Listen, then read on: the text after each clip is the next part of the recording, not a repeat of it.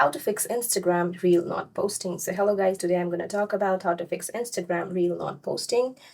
So to fix an Instagram reel that won't post, you can start by ensuring your internet is stable. Just scroll down your control center from the top of your home screen, then switch from Wi-Fi to mobile data or vice versa for the stable network connection.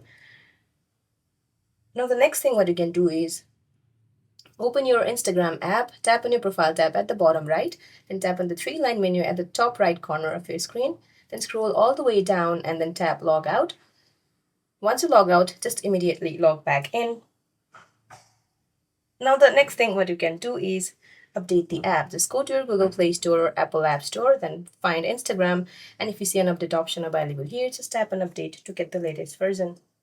If the problem still continues, you can just simply go to your device's settings, then scroll down to general, then go to iPhone storage and find Instagram from the list. Now tap upload. Once you tap upload, just immediately reinstall the app. So that's it for this video guys. I hope this video is helpful. Please don't forget to like and subscribe.